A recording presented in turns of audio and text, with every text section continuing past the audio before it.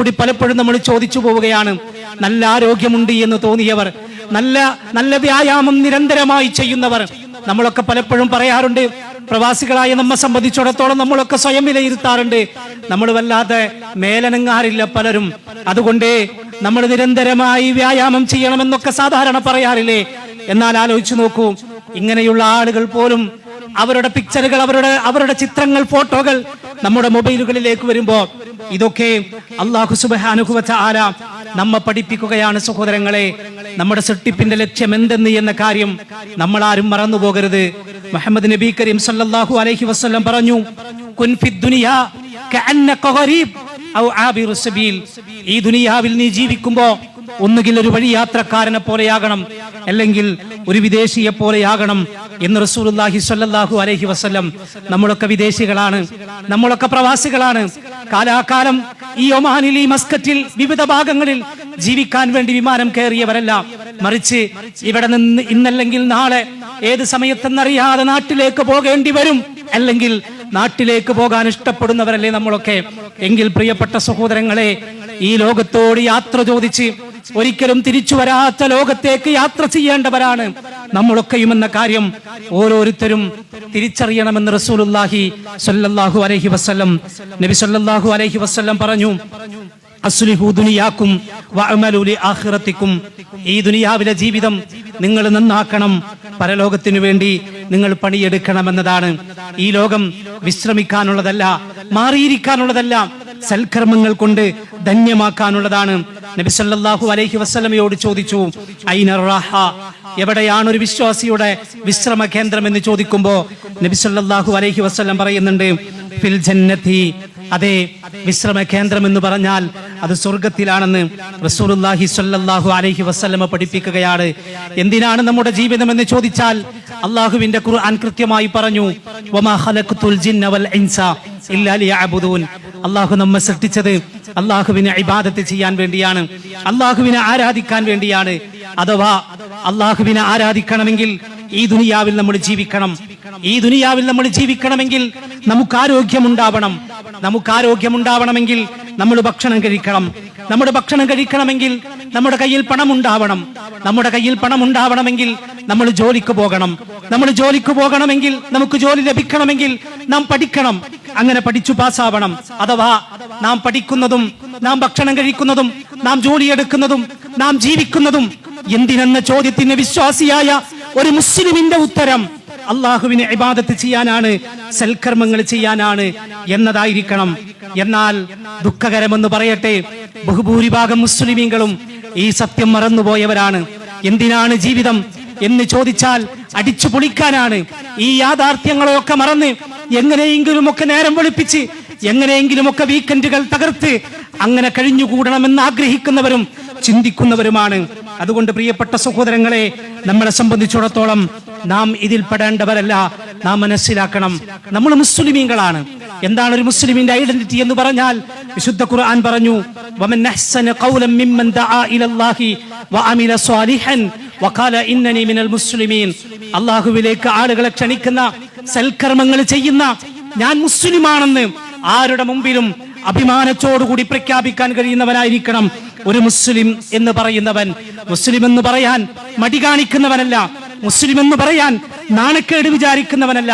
പലപ്പോഴും പലരും പറയാറുണ്ട്, എനിക്കൊരുപാട് കൂട്ടുകാരുണ്ട്, മറ്റു പല മതങ്ങളിൽപ്പെട്ട കൂട്ടുകാരുണ്ട്, അതുകൊണ്ട് ഞാനൊരു മുസ്ലിം ഐഡന്റിറ്റി കാത്തു സൂക്ഷിച്ചാൽ, മുസ്ലിമിന്റെ വസ്ത്രധാരണ രീതി ഞാൻ സ്വീകരിച്ചാൽ, മുസ്ലിമിന്റെ ഒരു മുസ്ലിമായി കൊണ്ട് ഞാൻ സമൂഹത്തിൽ ജീവിച്ചാൽ അവരൊക്കെ എന്ത് വിചാരിക്കും, അവരൊക്കെ എന്നെ മാറ്റിവെക്കുമോ എന്നൊക്കെ വിചാരിച്ച്, അവർക്കിടയിൽ ഞാൻ ഒറ്റപ്പെടുമോ എന്ന് വിചാരിച്ച് മുസ്ലിമായി ജീവിക്കാൻ ഭയപ്പെടുന്നവരും മുസ്ലിമിന്റെ ഐഡന്റിറ്റി മാറ്റിവെക്കുന്നവരുമുണ്ടെങ്കിൽ മനസ്സിലാക്കണം സഹോദരങ്ങളെ, ഒരു കല്യാണം വന്നാൽ നിസ്കാരം ഒഴിവാക്കുന്നവരില്ലേ, ഒരു ഗെറ്റ് ടുഗദർ വന്നാൽ നമസ്കാരം ഒഴിവാക്കുന്നവരില്ലേ, അവിടെ ഇസ്ലാമിക രീതി, ഇസ്ലാമിക സംസ്കാരം പാലിക്കാതെ പോകുന്നവരില്ലേ, അവിടെയാണ് പ്രിയപ്പെട്ട സഹോദരങ്ങളെ അള്ളാഹുവിന്റെ ഖുർആൻ പറയുന്നത്, വഖാല ഇന്നനി മിനൽ മുസ്ലിമീൻ. നിങ്ങൾ പറയണം ഞാൻ മുസ്ലിമാണ് എന്ന് പറയാൻ നമുക്ക് സാധിക്കണം സഹോദരങ്ങളെ. നിങ്ങൾക്കറിയുമോ, ഏത് സദസ്സിൽ വെച്ചായാലും, ഏത് പ്രത്യേകമായ പ്രോഗ്രാമുകളിൽ വെച്ചായാലും ലോകത്ത് വലിയ വലിയ താരങ്ങൾ, അറിയപ്പെടുന്ന പ്രഗത്ഭരായ ഒട്ടേറെ താരങ്ങൾ അവരൊക്കെയും മുസ്ലിമാണെന്ന് പറയാൻ മടി കാണിക്കാത്തവരും മുസ്ലിമിന്റെ ഐഡന്റിറ്റി കാത്തു സൂക്ഷിക്കുന്നവരും ഇന്നും നമുക്കിടയിലുണ്ട് എന്ന കാര്യം നമ്മൾ മനസ്സിലാക്കേണ്ടതുണ്ട്. ഏതാനും ദിവസങ്ങൾക്ക് മുമ്പ് മീഡിയകളിലൂടെ ഒരു റിപ്പോർട്ട് നമ്മൾ വായിച്ചു. യൂറോപ്യൻ രാജ്യങ്ങളിൽ ഇസ്ലാമോഫോബിയ കുറഞ്ഞു വരികയാണ്, മുൻകാലത്തുള്ളതിനേക്കാൾ കുറഞ്ഞുകൊണ്ടിരിക്കുകയാണ്. ആ യൂറോപ്യൻ രാജ്യങ്ങളിൽ തന്നെ ലിവർപൂൾ എന്ന് പറയുന്ന ഒരു പ്രദേശത്ത് അതിശക്തമായ രൂപത്തിൽ ഇസ്ലാമോഫോബിയ കുറഞ്ഞുകൊണ്ടിരിക്കുകയാണ്. അതിന്റെ കാരണങ്ങളെക്കുറിച്ച് പഠനം നടത്തിയവർ പറയുന്നുണ്ട്. ലിവർപൂൾ എന്ന് പറയുമ്പോഴേക്കും ഒരു പക്ഷേ നമ്മുടെയൊക്കെ മനസ്സുകളിലേക്ക് കടന്നു വരുന്നത് അവിടുത്തെ ഒരു ഫുട്ബോൾ ക്ലബ്ബായിരിക്കാം, അവിടുത്തെ ഫുട്ബോൾ ടീമായിരിക്കാം.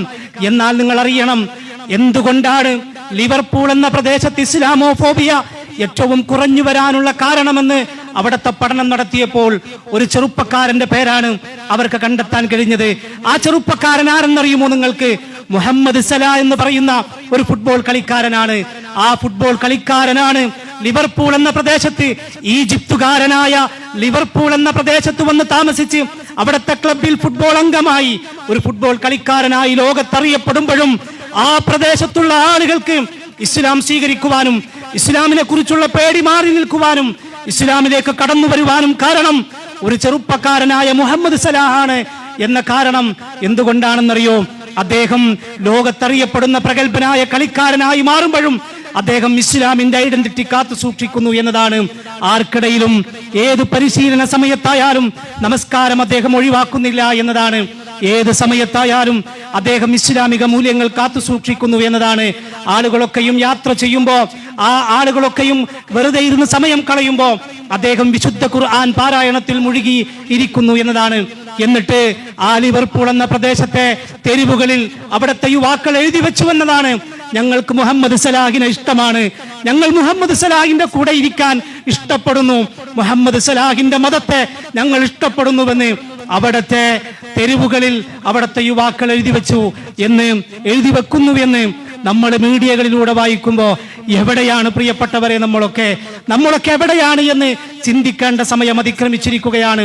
ഇതൊരു മുഹമ്മദ് സലാഹിന്റെ മാത്രം പ്രത്യേകതയല്ല.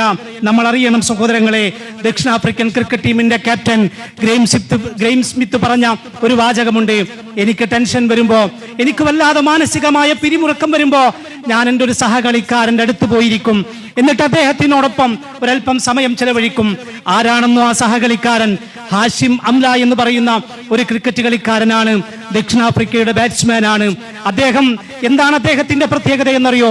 ഏത് സമയത്തായാലും അദ്ദേഹം നമസ്കാരം ഒഴിവാക്കുന്നില്ല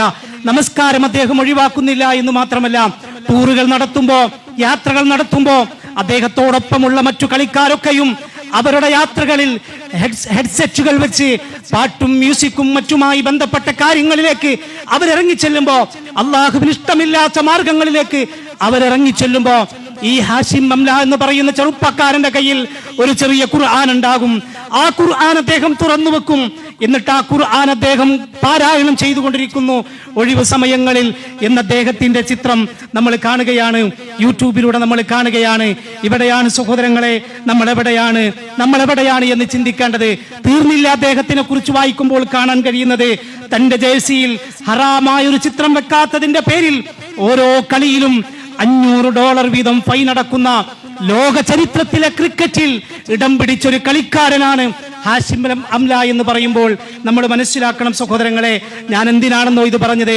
കേവലം നെരിയാണിക്ക് മേലെ ഒന്നും മുണ്ടെടുക്കാൻ പറഞ്ഞാൽ പോലും അവിടെ പോലും മനസ്സ് സമ്മതിക്കാത്തവർ, ആളുകൾക്കിടയിൽ ഞാൻ ഒറ്റപ്പെടുമോ എന്ന് വിചാരിക്കുന്നവരെ, ഈ പറയുന്ന നമ്മുടെ മുന്നിൽ ഇന്നും ജീവിച്ചിരിക്കുന്ന സെലിബ്രിറ്റികളായി ജീവിച്ചിരിക്കുന്നവരിലേക്ക് നമ്മളൊന്ന് നോക്കിയാൽ, ഇസ്ലാമിന്റെ ഐഡന്റിറ്റി കാത്തു സൂക്ഷിച്ച് മുസ്ലിമായി എനിക്ക് ജീവിക്കാൻ എവിടെയും കഴിയുമെന്ന് നമ്മുടെ മുന്നിൽ തെളിയിക്കുകയാണ്.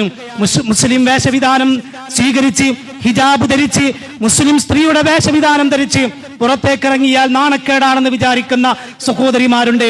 അവിടെയാണ് ഒരുപാട് ലോകത്തറിയപ്പെടുന്ന വനിതകൾ ഹിജാബ് ധരിച്ച് മുസ്ലിം വസ്ത്രധാരണ രീതി സ്വീകരിച്ച് ലോകത്ത് പല വേദികളിലും കായിക താരങ്ങളായും രാഷ്ട്രീയ വേദികളിലും ബിസിനസ് രംഗത്തും അറിയപ്പെടുന്ന ഒട്ടേറെ താരങ്ങളുണ്ട് മനസ്സിലാകുമ്പോൾ എൻ്റെ പ്രിയപ്പെട്ട സഹോദരങ്ങളെ, നമ്മൾ മനസ്സിലാക്കണം, ഇസ്ലാം അനുസരിച്ച് മുസ്ലിമിന്റെ ഐഡന്റിറ്റി ജീവിതത്തിന്റെ ഭാഗമാക്കി ജീവിക്കുക എന്നത് ഒരിക്കലും പഴഞ്ചൻ രീതിയല്ല, മറിച്ച് അള്ളാഹുവിന് ഇഷ്ടപ്പെട്ട മാർഗം അതാണ് എന്ന് മനസ്സിലാക്കി അള്ളാഹുവിന് ഇഷ്ടപ്പെട്ടവരോടൊപ്പം കൂടാൻ നമ്മൾ ശ്രമിക്കണം.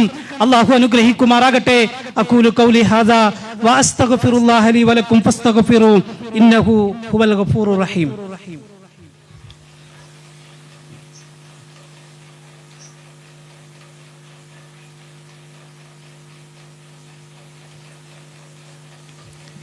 إن الحمد لله الذي هدانا لهذا وما كنا لنهتدي لولا أن هدانا الله. ഒരിക്കൽ കൂടി അല്ലാഹുവിനെ സൂക്ഷിച്ച് തഖ്വയുള്ളവരായി ജീവിക്കാൻ വസിയത്ത് ചെയ്യുകയാണ്. അല്ലാഹു അനുഗ്രഹിക്കുമാറാകട്ടെ. പ്രിയപ്പെട്ടവരെ, നമ്മുടെ ജീവിതം കളിച്ചു തീർക്കാനുള്ളതല്ല, അതിന് നമുക്ക് സമയമില്ല. ആരോഗ്യമുള്ള സമയത്ത്, യുവത്വ കാലഘട്ടത്തിൽ അള്ളാഹുവിന് ഇഷ്ടപ്പെട്ട മാർഗത്തിലൂടെ നമ്മുടെ ആരോഗ്യത്തെയും സമ്പത്തിനെയും നമ്മുടെ കഴിവുകളെയും ഒക്കെ ഉപയോഗപ്പെടുത്തുക എന്നത് ഒരു മുസ്ലിമിനെ സംബന്ധിച്ചിടത്തോളം നിർബന്ധമായ ബാധ്യതയാണ് എന്ന് നാം മനസ്സിലാക്കുക. ഞാൻ നേരത്തെ സൂചിപ്പിച്ചതുപോലെ വിശുദ്ധ ഖുർആൻ പഠനത്തിനും അതിന്റെ പാരായണത്തിനും വേണ്ടി നിങ്ങൾ സമയം മാറ്റിവെച്ചേ പറ്റൂ.